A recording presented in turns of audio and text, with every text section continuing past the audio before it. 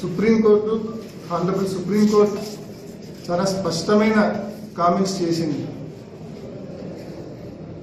చాలా క్లియర్గా ఒక రాష్ట్ర ముఖ్యమంత్రి బాధ్యతగా మాట్లాడవలసిన వ్యక్తి అతను బాధ్యత మరిచి దీనిని కేవలం ఒకరి మీద బురద చల్లాలి, దీనిని ఒక కాంట్రవర్సీ చేయాలి, తద్వారా రాజకీయంగా లబ్ధి పొందాలి అని చెప్పి ఏదైతే ఒక కుటిల మనస్తత్వంతో ముఖ్యమంత్రి చంద్రబాబు నాయుడు గారు కామెంట్స్ చేసినారో దానిపైన సుప్రీంకోర్టు ఆనరబుల్ సుప్రీంకోర్టు చేసిన కామెంట్స్ నిజంగా దేశవ్యాప్తంగా ప్రతి ప్రజలైతేనేమి, ప్రతి రాజకీయ పార్టీ అయితేనేమి, ప్రతి మీడియా ఛానల్ అయితేనేమి ప్రతి ఒక్కరు కూడా గ్రహించారు.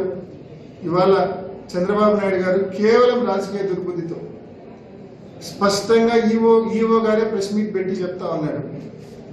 ఆ ట్యాంకర్స్ వచ్చినాయి, టెస్ట్ చేసినాం, వెనక్కి పంపించామని చెప్పి స్పష్టంగా ఈఓ గారే చెప్తా ఉన్నారు.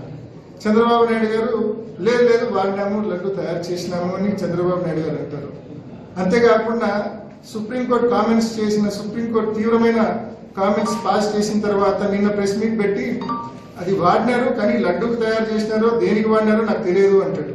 అంటే ఈఓ ఒక స్టాండు, చంద్రబాబు నాయుడు గారు ఒక స్టాండు, పవన్ కళ్యాణ్ గారు ఒక స్టాండు, లోకేష్ గారు ఒక స్టాండు, వాళ్ళకే అబద్ధాలు చెప్పేదానికి మాట్లాడుకొని చెప్పడం లేదు. వాళ్ళు నలుగురు ఒకరొకరు ఇండిపెండెంట్గా చెప్తా ఉన్నారు అబద్ధాలు. కాబట్టి సుప్రీంకోర్టు వేసిన మొట్టికాయల నేపథ్యంలో నిజంగా ఇప్పటికైనా దేవుణ్ణి అడ్డం పెట్టుకొని ఇటువంటి తప్పుడు పనులు చేయవద్దని చెప్పి చంద్రబాబు నాయుడు గారికి ఈ తెలుగుదేశం పార్టీకి, భారతీయ జనతా పార్టీకి హితవు పలుకుతూ ఇటువంటి తప్పుడు పనులు చేయవద్దు, భవిష్యత్తులో ఇటువంటి కాంట్రవర్సీస్ దేవుణ్ణి అడ్డు పెట్టుకొని చేయవద్దు అని చెప్పి మరొకసారి హితవు పలుకుతూ ముగిస్తాం. కాంప్లెక్స్ మనం చూస్తాం. పులివెందుల్లో జిల్లాలోనే ఒక తలమానికంగా ఉండే ఒక అద్భుతమైన స్పోర్ట్స్ కాంప్లెక్స్ ఉంది. ఆ కాంప్లెక్స్ ను వినియోగంలోకి తీసుకొని రాలేని ఒక దౌర్భాగ్యమైన పరిస్థితుల్లో ఇవాళ టీడీపీ నాయకత్వము, కూటమి ప్రభుత్వము ఈ మాదిరి ఎన్నో కార్యక్రమాలు ఈ జిల్లాలో జగన్మోహన్ రెడ్డి గారు చేసి వెళ్ళారు. మీరు చేయాల్సిందల్లా వాటిని వినియోగంలోకి తీసుకొని రండి, వాటిని మెయింటైన్ చేయండి చాలు.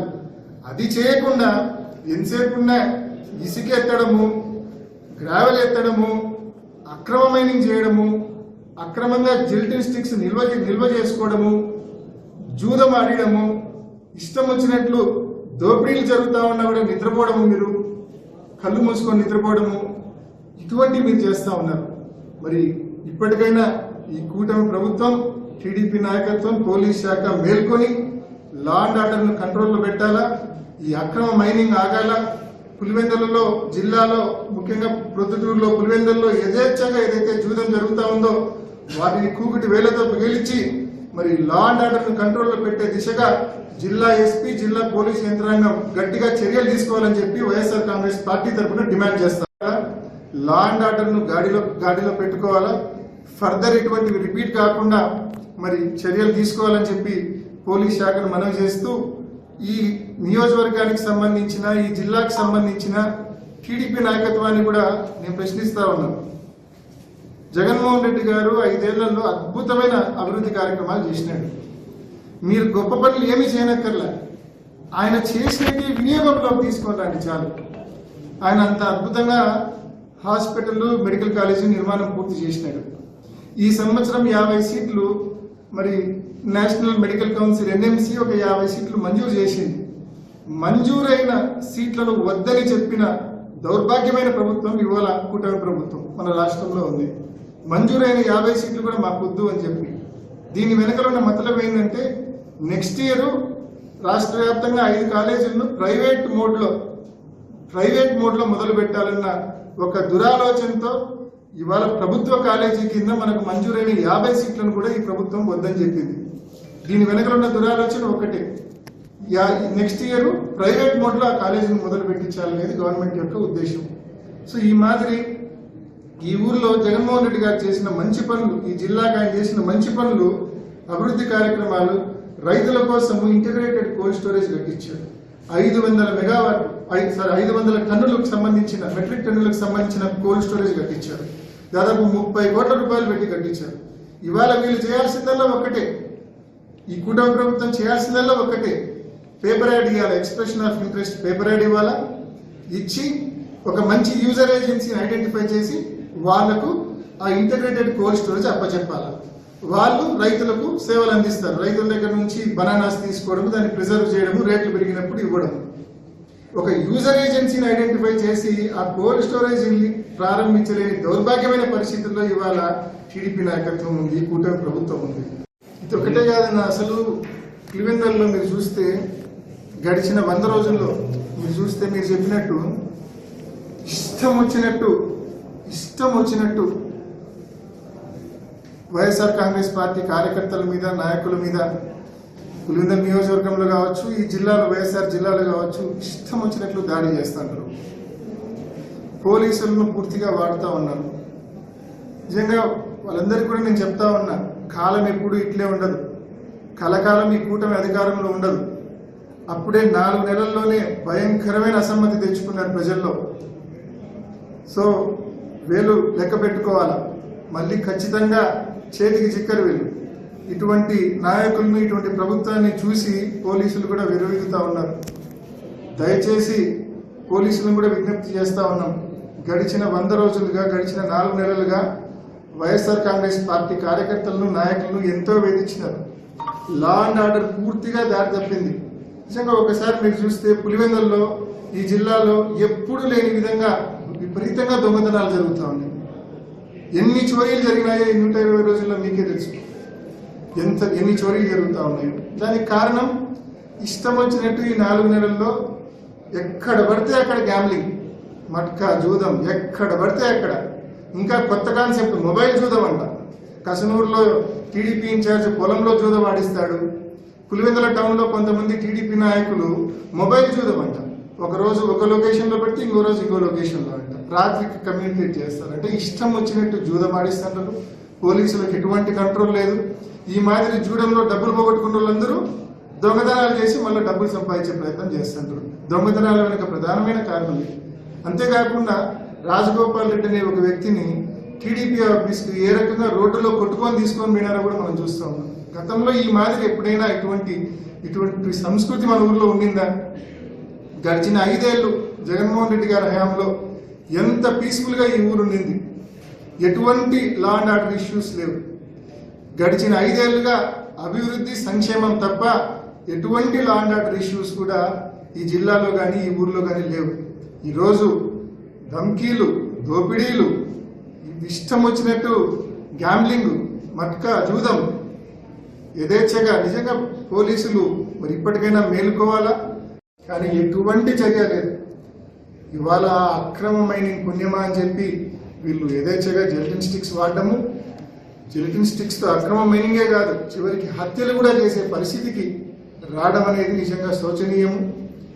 ప్రభుత్వం ఇప్పటికైనా మేల్కోవాలా, ఈ అక్రమ మైనింగ్ను ఆపాలా. జెలటిన్ స్టిక్స్ ఎక్కడి నుంచి వస్తూ ఉన్నాయి? అసలు ఈ మాదిరి ఇళ్లలో నిల్వ చేసుకుంటా ఉన్నారంటే అసలు వాళ్ళకి ఏం రైట్ ఉంది ఇళ్లలో జెలటిన్ స్టిక్స్ నిల్వ చేయడానికి? మైన్స్లో ఒక పద్ధతి ప్రకారము, లైసెన్స్డ్ మైన్లో ఒక పద్ధతి ప్రకారం అది నిల్వ చేయాల్సిన అవసరం ఉంది. జెలటిన్ స్టిక్స్ మరియు డెటనేటర్స్ ఈ మాదిరి ఆడబడితే ఆడ ఇళ్లలో పెట్టుకునే పరిస్థితి ఉండదు. మరి దీన్ని ఖచ్చితంగా, దీనికి ప్రధానమైన కారణమైనటువంటి అక్రమ మైనింగ్ను పూర్తి స్థాయిలో కంట్రోల్ చేసే విధంగా ఈ ప్రభుత్వము, ఈ కలెక్టర్ గారు, ఈ ఎస్పీ గారు, ఈ మైనింగ్ అధికారులు సత్వరమే చర్యలు చేపట్టాలని వైఎస్ఆర్ కాంగ్రెస్ పార్టీ తరఫున డిమాండ్ చేస్తూ, ఇటువంటి సంఘటనలు మళ్ళీ రిపీట్ కాకుండా, మళ్ళీ పునరావృతం కాకుండా గట్టి చర్యలు తీసుకోవాలని చెప్పి, ముఖ్యంగా ఆ జెలటిన్ స్టిక్స్ సప్లై చేసిన వాళ్ళ మీద, అవి లైసెన్స్ లేకున్నా కూడా సప్లై చేసిన వాళ్ళ మీద, అదేవిధంగా సప్లై చేసిన తర్వాత అనాథరైజ్డ్గా వాడిన వాళ్ళ మీద కూడా కఠినమైన చర్యలు తీసుకొని అక్రమ మైనింగ్ ఆపి ఇటువంటి ఇన్సిడెంట్స్ భవిష్యత్తులో జరగకుండా గట్టిగా చర్యలు తీసుకోవాలని చెప్పి, లా అండ్ ఆర్డర్ను కంట్రోల్లో పెట్టుకోవాలని చెప్పి ఈ జిల్లా పోలీస్ యంత్రాంగాన్ని, అదేవిధంగా ఈ మైనింగ్ శాఖ వారిని విజ్ఞప్తి చేస్తా ఉన్నాం.